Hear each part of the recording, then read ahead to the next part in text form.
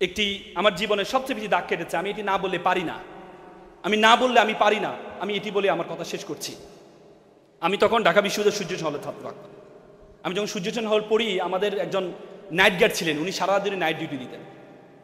একদিন দেখলাম ইনি সকালে পিঠা বিক্রি করছেন। তা আমি বললাম, মামা আপনি সারা দিন নাইট ডিউটি সকালে পিঠা বিক্রি, আপনি ঘুমানটা কখন? বলতে, মামা আমার জন্য দোয়া করবো, আমার ছেলেটা এসএসসিতে প্লাস পেয়েছে, যদি এসএসসিতে প্লাস পায় আমার ছেলেকে আমি ঢাকা মেডিকেল ভর্তি করাবো। এখান থেকে আমার খুব স্বপ্ন আমার ছেলে ঢাকা মেডিকেলে পড়বে। তাই আমি বললাম, আমার ছেলেকে ধর্মকর্ম শিখান্ত। বলছে না, এমনি সময় পায় না, ফিজিক্স কেমিস্ট্রি পরে সময় পায়, এমনি আমার ছেলে ভালো ছেলে। আমি তারপরে মামা একটু ধর্ম শিখাই। কিছুদিন দেওয়ার পর দেখি দুপুরে ফল বিক্রি করছে। তা আমি বললাম, মামা সারা দিন নাইট ডিউটি দেন, সকালে পিঠা বিক্রি করেন, দুপুরে ফল বিক্রি, আপনি ঘুমানটা কখন? যে মামা আমার ছেলেটা এসএসসিতে প্লাস পেয়েছে, আমার ছেলেকে আমি এই কোচিংয়ে ভর্তি করতে 20-30 হাজার টাকা লাগবে, এই জন্য আমি একটু কষ্ট করছি। আর আমি আমার ছেলে ঢাকা মেডিকেল ট্রান্সফার, আমি চাকরি ছেড়ে দেবো, রাতে ঘুমাইতে পারি, চাকরি আমি করবো না। পরে আমি ওনাকে নিয়ে রেটিনা নিয়ে গেলাম। রেটিনা নিয়ে, তখন আমি রেটিনার ইংলিশ টিচার ছিলাম, আমি রেটিনা নিয়ে ওনাকে ছাড়ের ব্যবস্থা করে দিলাম। ছাড়ের ব্যবস্থা করার পর কিছুদিন পরে মামা আমার রুমে মিষ্টি নিয়ে আসলো। কি উদ্বেলিত, কি আনন্দিত, কি উদ্ভাসিত, এসে বলে যে মামা আমার ছেলে ঢাকা মেডিকেলে চান্স পেয়েছে। সন্তানের আনন্দে পিতামাতা এত আনন্দিত হতে পারে আমি কখনো দেখি নাই। 6 মাস কি 7 মাস যাওয়ার পর একদিন আমি রাতের 12:30টার দিকে আমি হল থেকে বেরোচ্ছিলাম, ব্যায়াম করব, মল চত্বরে যাব, দেখছি মামা কান্না করছে। আমাকে দেখে তার কান্নাটা আরো বেড়ে যায়। মামা আপনি কান্না করছেন, কি হয়েছে মামা?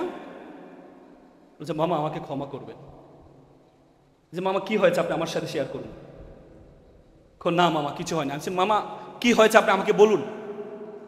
বলছে, মামা আমার ছেলেটা ইয়াবা আসক্ত। মামা আমার ছেলেটা ইয়াবা আসক্ত। গতকাল বাসায় এসেছিল, শোকেজের গ্লাস ভেঙেছে, আলমিরার গ্লাস ভেঙেছে টাকার জন্য।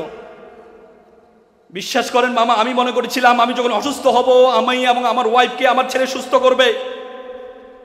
আজকে আমি সুস্থ মানুষকে আমার ছেলে অসুস্থ বানিয়ে দিচ্ছে।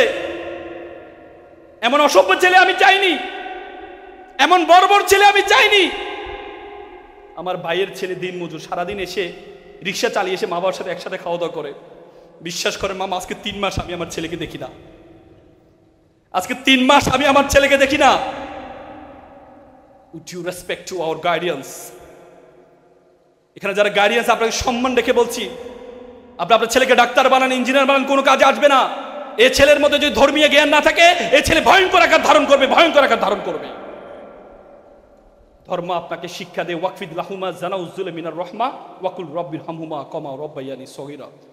হে আল্লাহ, আমার মা বাবা আমাকে যেভাবে লালন পালন করেছে, তুমি আমার মা বাবাকে সেভাবে লালন পালন করো। ধর্ম আপনাকে ওয়ালা তাকুল্লাহুমা উফি ওয়ালা তানহারহুমা ওয়াকুল্লাহুমা কাউলান কারীমা। মা বাবার সাথে উফ শব্দ পর্যন্ত ব্যবহার করো না। আল্লাহ রাসূল বলেছেন, মান লাইসা মাল্লাম ইউরহাম সগীরা ওয়ালাম ইউকুর কাবীরা, তুমি আমার উম্মত নয় যদি বড়দেরকে শ্রদ্ধা না করো, ছোটদেরকে শ্রদ্ধা না করো। It's religion, each and every religion are respect parents. অত সৈন্য হকিল কামরূপ রহিত কপতিগিনী নির্বিষ্টাহ দলপাক পিঙ্গ কদলি কুঞ্জ প্রমোদ মানরা। প্রত্যেকটি ধর্ম বলেছেন পিতামাতাকে শ্রদ্ধা করার জন্য। তো সুতরাং আপনি সন্তানকে যা কিছু পারাবেন ধর্ম শিক্ষা দিতে ভুলে যাবেন না। আমি আর কথা বাড়াবো